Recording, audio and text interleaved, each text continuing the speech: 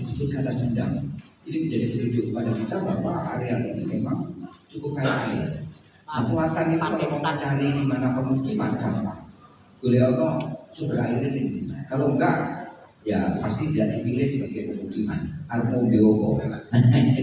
Karena air tanah dalam air di permukaan tanah kan sangat dalam, sehingga area-area yang ada di sekitar air itu menjadi pilihan pemukiman.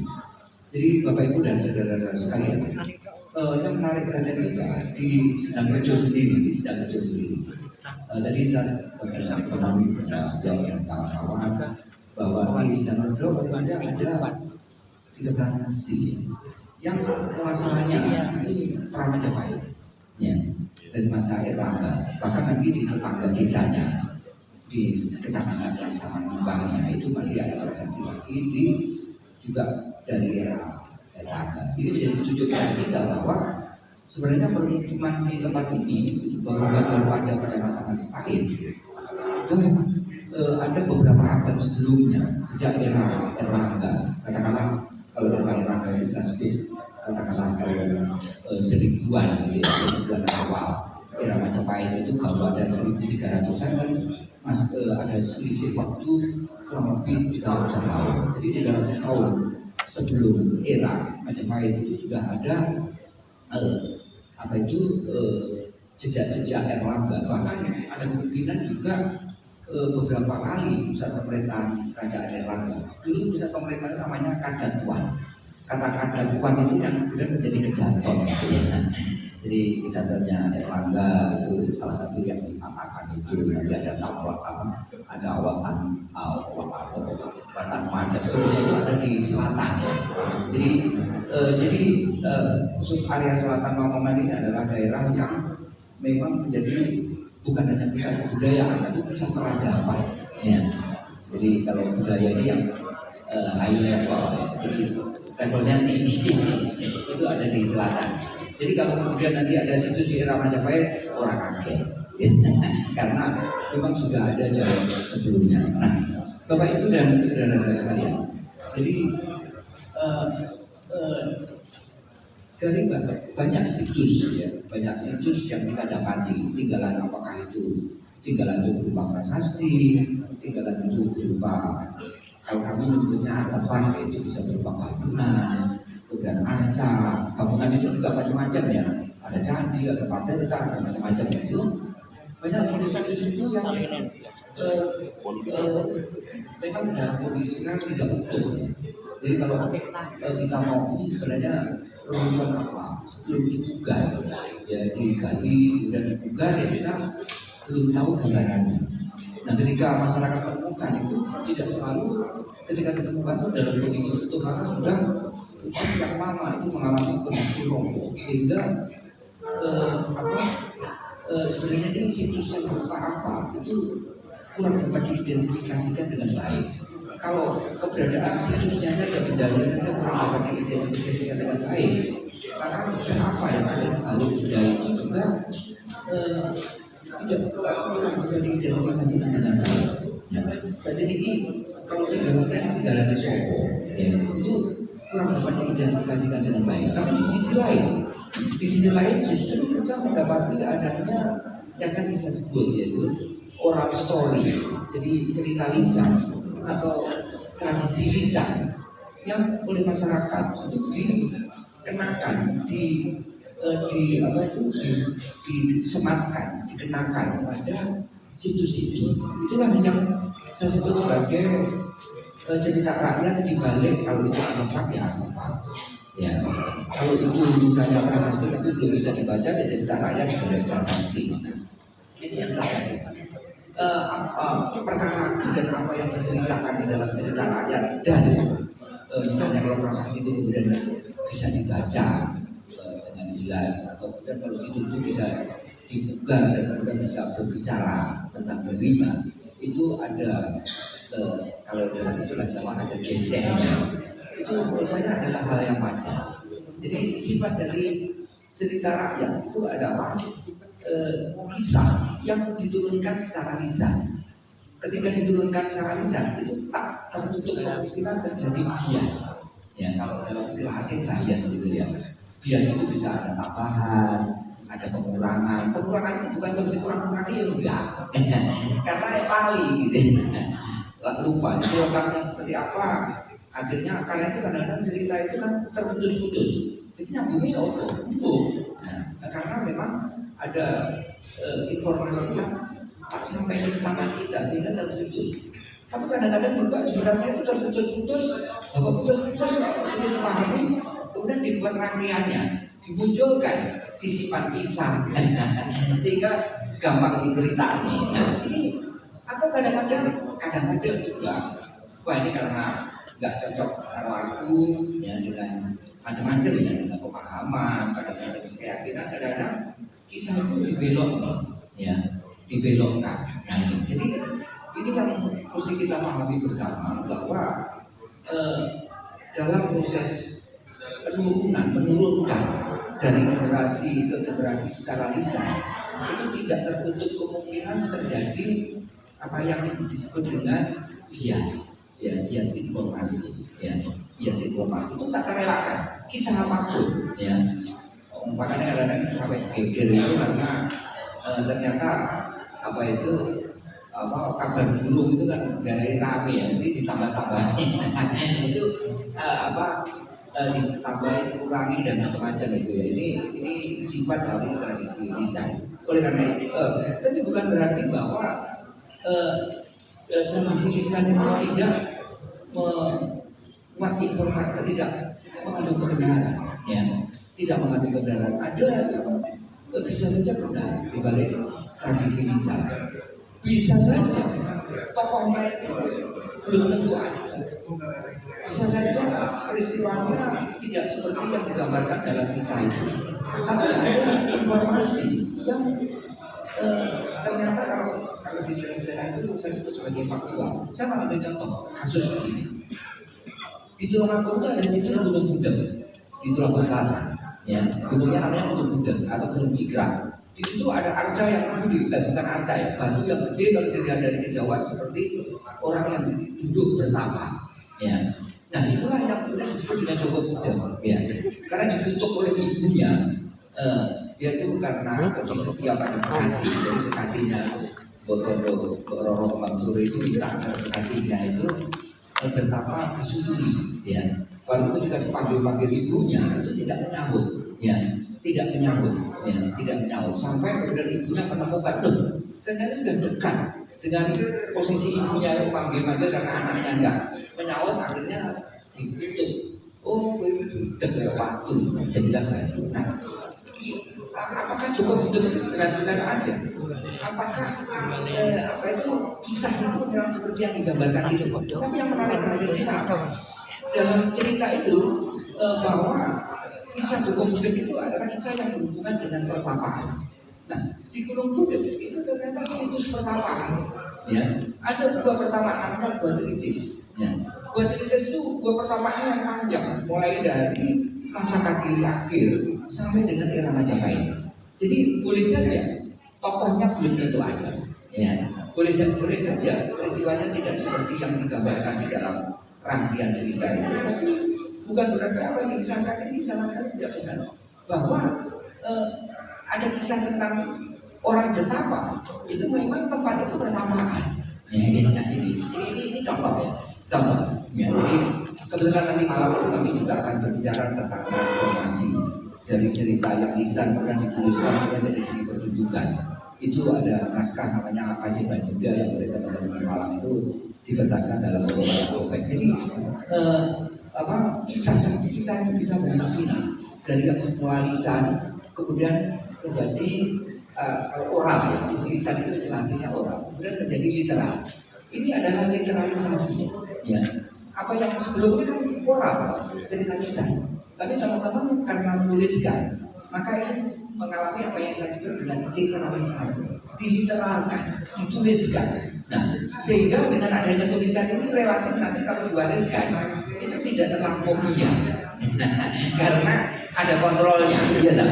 Nah, tulisannya rakyat kok ego ini kan bisa dikontrol. Tapi kalau lisan itu sulit dikontrol. Kalau itu dikatakan itu dibelok nih, nggak beloknya seperti apa? Kita juga tidak tahu. Nah, jadi saya bersyukur ya, memang kita memang berharap bahwa tradisi lisan itu merupakan salah satu kekayaan daerah. Ini adalah intangible, jadi warisan budaya. Masuk itu catat itu. Itu warisan budaya. Warisan apapun ya, terlepas benar atau salah persetan itu. Los. Adalah warisan budaya. Real. Apakah diwariskan mau kisah itu? Coba buyute, baik, bapaknya dan sampai sekarang kan terwariskan. Ini kalau dikatakan heritage warisan budaya ya heritage. Tapi bentuknya memang intangible, bukan benda, ya, bukan benda. Tapi dengan adanya buku ini jadi benda. Dari intangible jadi tangible, dari naskah, ya. Nah, penting karena supaya pertama tidak hilang, ya.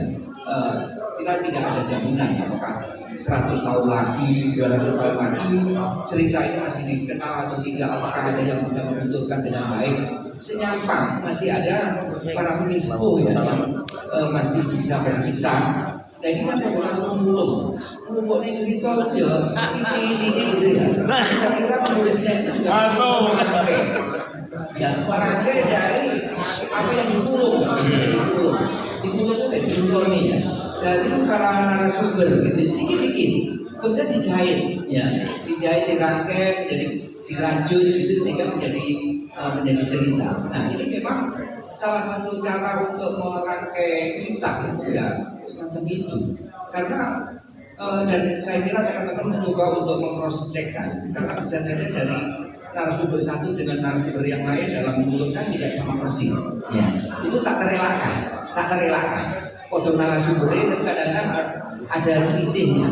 Nah itulah yang itu dalam proses penulisannya, perajutannya ini memang dibutuhkan untuk bisa ditemukan. Nah baik, saya langsung saja di nampaknya teman-teman di dalam atau bukan teman-teman masyarakat setempat sebenarnya kisah yang berkembang di Lamongan Selatan khususnya di Gunung Ratu ini tidak sendirian karena ada dua lokasi yang sama-sama memiliki kisah ya, memiliki tradisi lisan yang sangat kuatnya. Dua lokasi itu bertetangga. Satu adalah Gunung Ratu yang memiliki kisah yang berkenaan dengan, nah ini karena ada kata ratu maka terbayang dalam sekitar ini ada seseorang yang memiliki posisi sosial tinggi. Karena kata ratu itu kalau dulu sebenarnya ratu tidak selalu hidup perempuan. Jadi ratu ini bisa saja digunakan untuk menyebut laki-laki. Tapi dalam perkembangan berikutnya dari masyarakat Jawa, ratu itu wedo, anak, rojo, gitu ya. Tapi dulu raja dan ratu itu bisa bertukar, ya. Nah, ada satu tempat, ada satu bukit ini sebenarnya itu gunung nggak sih? Tapi orang Jawa itu ya masih tidak dukun banget ya sebetulnya gunung.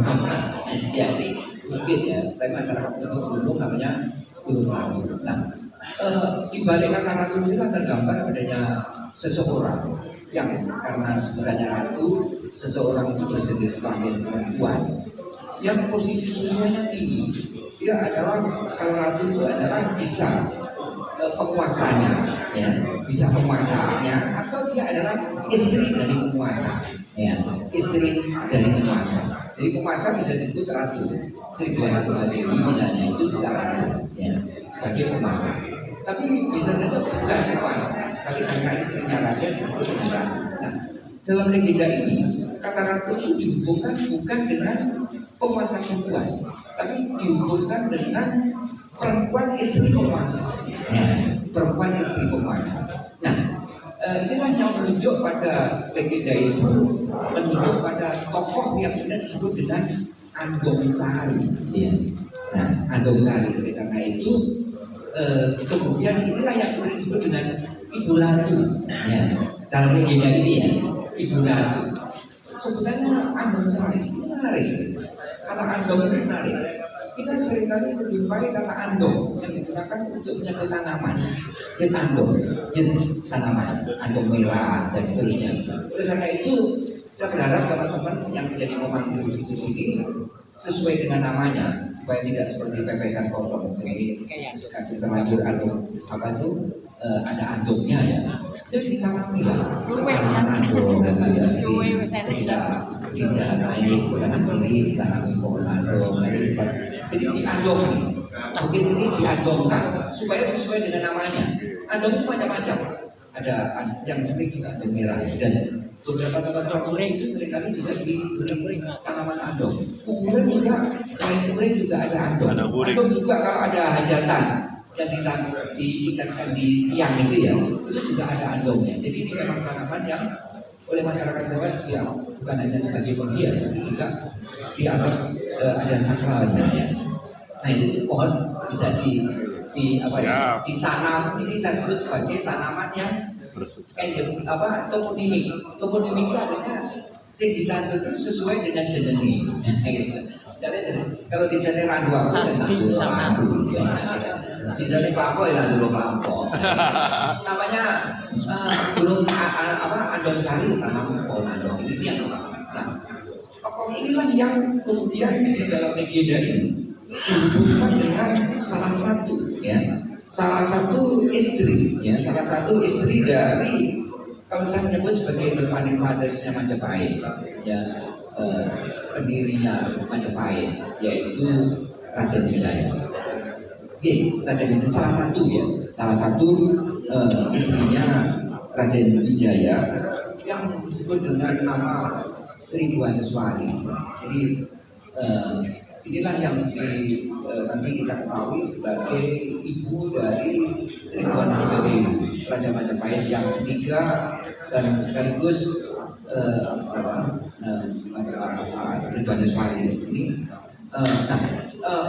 Tribuaneswari ada di unggahan di media sosial itu tidak menyebutnya dengan Tribuaneswari tapi Indraswari. Ya, saya kira yang diunggah di media sosial itu Indraswari perlu dikontrol ya. Jadi beda. Kalau Muhammad Yamin yang dimaksud Indraswari itu sebenarnya darah petanya. Ya, darah petanya. Jadi disebutkan gelar untuk darah peta itu adalah Indraswari gitu ya. Nah jadi ini Tribuaneswari. Yang inilah disebut-sebut sebagai ini bukan ibunya Tribuaneswari. Inilah yang kemudian oleh masyarakat di nama lokalnya itu adalah Andong Sari. Nama lokalnya itu adalah Andong Sari. Nah saya dengan demikian ini terlihat bahwa ada satu kisah yang berlatar sejarah. Jadi sejarah itu menjadi apa yang saya sebut sebagai historical background. Ya, historical background. Jadi latar sejarah. Jadi ini kisah ya, cerita rakyat, tapi latarnya adalah kesejarahan. Ya, cerita Panji itu seperti itu juga. Itu kisah, tapi settingnya historical setting. Jadi memiliki latar sejarah. Latar sejarah itu dipakai sebagai latar kisah, sehingga cerita itu bernuansa. Kalau istilah yang saya pakai itu bernuansa historis. Ada yang bernuansa macam-macam. Ada yang bernuansa angkasa luar, misalnya alien. Ya, itu nuansanya kan angkasa luar. Ini nuansanya historis. Mirip dengan cerita Panji. Oleh karena itu ini sebenarnya bukan merupakan rekonstruksi historis, ya, tapi ini merupakan kisah cerita rakyat yang berlatar sejarah.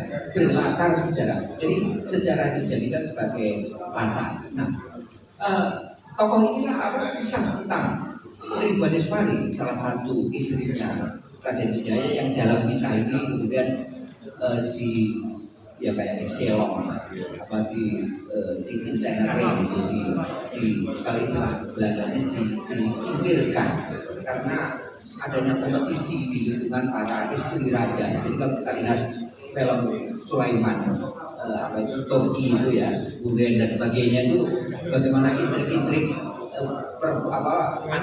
antar istri raja itu sangat mengerikan ya. Nah, semacam itu bukan tidak mungkin ya. Itu terjadi juga di Jawa antara para istri raja itu juga ada intrik-intrik, bisa dibunuh atau paling tidak disingkirkan. Ya karena ini berkaitan dengan perebutan kursi ya, siapa yang akan menjadi pengganti raja terdahulu. Nah, disebut-sebut dalam kisah ini ada perempuan yang kemungkinan ini menjadi rival, menjadi pesaing. Itu adalah darah petak gitu ya. Sebenarnya bukan petak, tapi nyebutnya itu mestinya peta gitu ya. Tapi orang nyebutnya petak gitu. Kalau petak itu rambut, petak putih ya. Jadi memang dua tokoh ini, dua perempuan ini sebenarnya adalah bukan wanita Jawa, tapi wanita Sumatera yang diboyong terkait dengan ekspedisi Pamalayu tahun 2 kali ya, ekspedisi di 2 gelombang pertama 1275, gelombang kedua 1286 ya. Nah ketika kemudian kembali dari Malayu di era ini bukan Sriwijaya, Malayu yang pusatnya sudah di area sekarang itu di wilayah Dharmasraya, itu di Das, anaknya Batanghari, bukan Batanghari, tapi anaknya Batanghari. Nah, disebut darah petak dan darah jingga ini sangat mungkin berkaitan dengan warna kulit ya. Ini kan kayak kulitnya amoy itu ya. Jadi kalau kita ke Bangka dan sebagainya itu kulitnya tidak seperti orang Jawa yang sawo matang itu, tapi mulus. Satu putih, tapi yang satu itu putih kemerah-merahan, karena itu darah jingga. Nah, yang darah petak itulah yang kemudian dinikahi oleh Raja Wijaya. Satunya dinikahkan dengan pejabat Majapahit yang nantinya yang darah jingga itu kan nanti menurunkan anak itu adalah Aditya Warman, seorang petinggi Majapahit. Nah, cerita-cerita begitu ya. Nanti saya kira di buku ini sudah tergambar.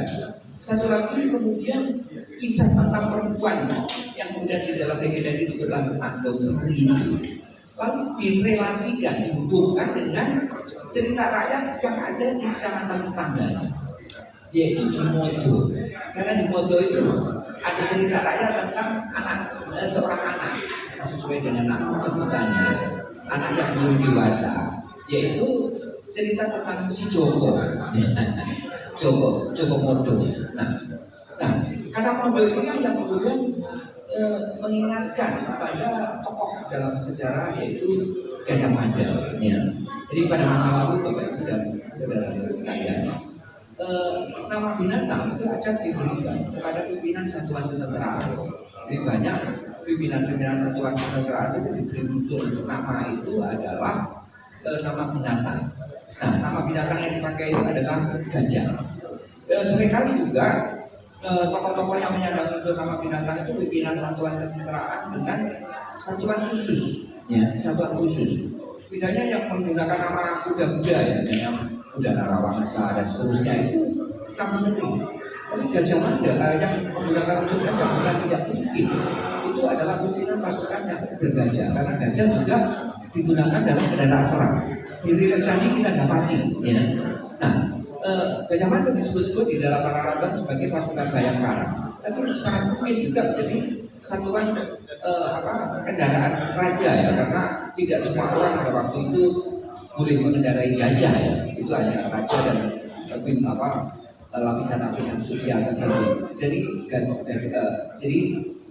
boleh jadi Gajah Mada itu selain sebagai pasukan Bayangkara. Ini kebetulan lagi diperingati ya beberapa hari yang lalu ya, 1 Juli ya. Nah, Gajah Mada salah satu pimpinan pasukan Bayangkara itu pengawal semacam pengawal presiden ya kalau sekarang di era Jaya Negara. Nah, tapi kalau yang di desa itu bernama Modo. Jadi memang seringkali di belakang nama binatang itu muncul nama tempat. Misalnya di Malang itu ada Tebu Hijau. Hijau itu masih ada. Sekarang jadi hijau. Nah, jadi Gajah Mada itu adalah seorang yang memiliki sebutan sebagai pimpinan satuan ketenteraan yang berasal dari kata Modo. Ini persoalannya, Modo itu ternyata tidak hanya ditemukan di Lamongan, di tempat-tempat lain ada, tidak hanya di Jawa, di Tronggala juga ada Modo Purwo misalnya. Di Ponggol itu ada Madakaripura. Di luar Jawa, di Lampung, itu juga ada. Nah, lagi Modo Sindi. Nah ini. Tapi kalau kemudian Modo yang ini dikaitkan dengan Majapahit itu lebih masuk akal. Karena tinggalnya Perang Berantas itu setelah Trawulan dan itu ya. Jadi bukan Gajah Modo itu bukan di Lampung. Nah, kan Modo Lampung. Nah, itu Majapahit. Nah, ini jadi itu masuk akal. Nah, Singkat cerita bahwa legenda ini merajut sebenarnya. Boleh jadi dulu kisah tentang Joko Modo, penggembala karbo dan sebagainya ini kisah yang berkembang di satu desa di kecamatan yaitu Desa Modo, Kecamatan Modo, tapi kisah tentang perempuan yang kandung sari itu di tetangganya itu dijahit, direlasikan, sehingga dalam relasi itu muncul Joko Modo itu adalah anaknya Kandung Sari. Nah, seringkali di cerita itu begitu, jadi dijahit, ya. Ini seperti butiran-butiran lepas, digadeng-gadeng, jadi apa itu jadi gelang, jadi apa mane-mane kan gitu ya. Nah, baik. Jadi Bapak Ibu dan saudara sekalian, ini teman-teman berikhtiar untuk tidak hanya kalau saya melihat di buku ini tidak hanya mencoba merangkai jejak-jejak tersisa. Ini kan jejak-jejak tersisa dari cerita rakyat dirangkai menjadi kisah, tapi tidak hanya sebatas itu, tapi sedapat mungkin dicoba telisik dari sumber-sumber kesejarahannya, sehingga historical background-nya itu menjadi terlihat. Ya. Nah, yang paling akhir yang ingin saya sampaikan bahwa saya menghargai ikhtiar untuk apa yang saya sebut sebagai ikhtiar literalisasi, ya. Ikhtiar untuk meliteralkan, menuliskan cerita yang semula lisan itu menjadi tertulis yang pertama. Kemudian yang kedua, saya berharap supaya ini lebih bermakna. Di Kitab Pendek itu tidak hanya kisahnya, Bapak Ibu dan saudara sekalian. Kisah ini memberi pesan apa sih sebenarnya? Jadi di akhir buku ini mestinya juga pesan-pesan yang terkandung. Nah, ini edukasinya perlu dikeluarkan. Ya, ini mempelajari tentang kisah ini, membaca tentang kisah ini, dapat teladan apa? Ini yang penting. Kemudian yang kedua, kisah ini juga bisa dianak-pinakkan. Ya, dianak-pinakkan misalnya teman-teman yang memiliki latar berkesenian. Mengapa tidak? Ini bisa dihadirkan dalam bentuk seni pertunjukan, sendera tari misalnya, sehingga nanti jika suatu saat ada peristiwa yang berkaitan dengan Gunung Ratu, peristiwa yang berkaitan dengan Modo dan sebagainya, bisa hadir sebagai misalnya sendera tari. Kalau mau bisa membuat lukisan ya monggo-monggo saja, mengapa tidak? Nah, jadi sekali lagi yang terakhir yang ingin saya sampaikan bahwa buku ini teman-teman tidak berambisi untuk mengatakan bahwa inilah rekonstruksi historis yang faktual, tapi teman-teman menempatkan secara jujur bahwa ini adalah cerita rakyat, ya, yang bernuansa, yang berbackground sejarah. Wassalamualaikum warahmatullahi wabarakatuh. Masuk. Kita berikan close dulu. Sepertinya untuk tanggapan atau masukan